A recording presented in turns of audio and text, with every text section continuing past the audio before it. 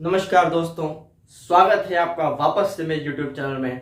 और आप देखना शुरू कर चुके हैं मेरे यानी वर्षित सोनी के साथ। हम जिस श्रृंखला में आगे बढ़ रहे हैं उस कड़ी में ये मेरे ख्याल से तीसरी वीडियो है। और इसमें हम युवा पीढ़ी, हम पर यह आरोप नहीं होना चाहिए कि हमने किसी भी रामायण का, किसी भी ग्रंथ, किसी भी हम अपने सनातन धर्म के किसी भी ग्रंथ का या किसी भी पौराणिक कहानी का हमने अंधानुकरण किया। हमें अंधविश्वासी नहीं होना है। अनुकरणीय चीजें हैं लेकिन हमें तटस्थ मूल्यांकन करना है। हमें उन बुनियाद के पत्थरों को भी याद रखना है जो गुम हो गए हैं मगर मीनार जिन पर टिकी हुई है। उसी एक कड़ी में सबसे पहला नाम है उर्मिला का परित्याग। आप देखिए कि माता सीता ने पत्नी धर्म निभाया और भगवान राम के साथ थी। ये तो पूरा जग जानता है। और सीता जी को पता था कि हम जहां जा रहे हैं 14 वर्ष का वनवास है।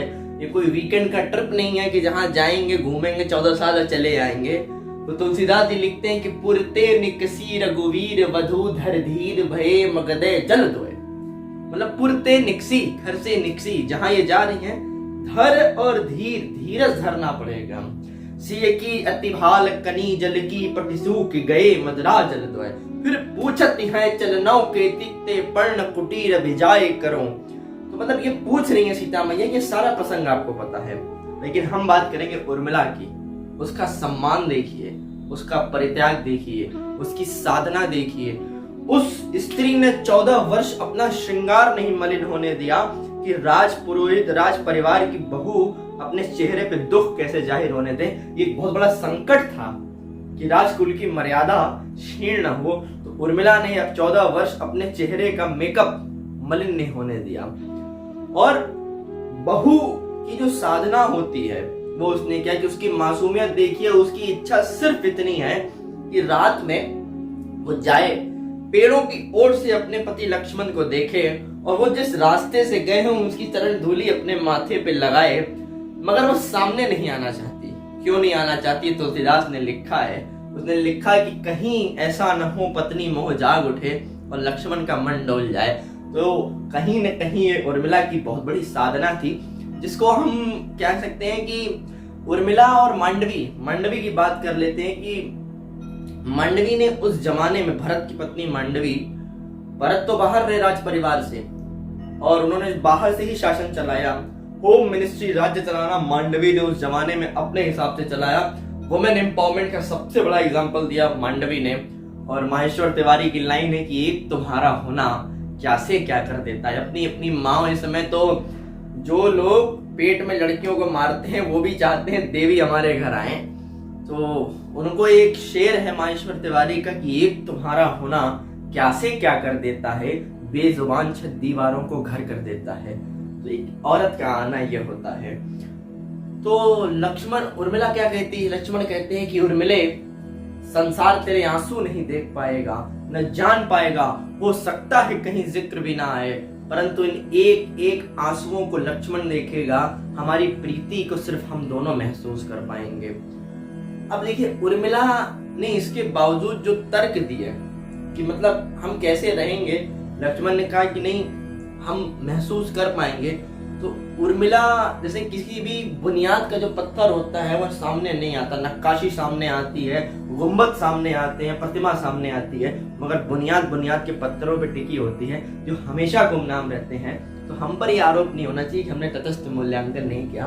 उर्मिला से मुझे एक लाइन याद आती है कि जब भी कोई ऐसा चरित्र या किसी भी ऐसे व्यक्ति का जब परित्याग सामने नहीं आ पाएगा तो हम और आप, मुझे एक लाइन याद आ गई कि एक खामोश हलचल बनी जिंदगी, गहरा ठहरा हुआ जल बनी जिंदगी, तुम बिना जैसे महलों में बीता हुआ उर्मिला का कोई पल बनी जिंदगी। एक एक पल काटना कितना मुश्किल होगा। ठीक है, पर्ण कुटीर में राष्ट्रीय वस्त्र नहीं थे और बिस्तर नहीं था, वैसा जमीन पे सोना पड़ता था, मगर आप अपने पति के साथ थे, सीता मैया। लेकिन उर्मिला का परित्याग, राजभवन में रहना है, कुल की और समाज की मर्यादा को सामने साथ लेके चलना है। कितना बड़ा कष्ट और कितना बड़ा परित्याग। 14 वर्ष वो विरह के कैसे काटे होंगे, ये सोचने वाली बात है। और साथ में जो गए हैं लक्ष्मण, शेषनाग के अवतार, चाहते तो न जाते, उनको थोड़ी मिला था पत्नी के साथ सुख भोगते, परंतु साथ गए और साथ गए ही नहीं, सेवा की सोए भी नहीं। साथ गए और सेवा की सोए भी नहीं। 2 विद्याएं प्राप्ति, रोग की अति बला और बला। इसमें खासियत ये होती है कि आंख खोल कर नींद आ जाती है, आप सो लेते हैं। अर्जुन को भी प्राप्ति, इसीलिए उसका नाम कौन्तेय है। अब वो अपनी पत्नी को कैसे समझाते कैसे हैं कि वो कहती है कि हमें भी साथ ले चलिए, आपके पांव दबाऊंगी, दिन भर आप जब थक के आएंगे आपकी सेवा करूंगी, साथ रात में आपका बिस्तर लगाऊंगी, और जैसे सीता साथ है साथी बनकर साथ रहूंगी। मगर लक्ष्मण क्या कहते हैं कि माँ ने कहा है, आदेश देखिए कि माँ ने कहा है कि भैया भाभी की सेवा करना, उनके लिए कंदमूल लाना, रात में असुरों और पशुओं से उनकी रक्षा करना। और मिले वक्त कब मिलेगा, समय कहाँ मिलेगा। तो कहती कि रात में शिविर में आप जब आएंगे तो आपके चरण दबाऊंगी, आपकी चरण धूली अपने माथे लगाऊंगी। तो उर्मिला, तो लक्ष्मण कहते हैं कि रात में तो मुझे जागना पड़ेगा। क्यों? मैथिली शरण गुप्त लिखते हैं कि जाग रहा यह कौन धनुर्धर, जबकि भुवन भर सोता है। योगी कुसुमाविद योगी सा बना दृष्टिगत होता है। किसके लिए? मर्त्य लोक मालिन्य मेटने स्वामी संग जो आई हैं, 3 लोक की देवी ने यह कुटी आज अपनाई है। क्यों?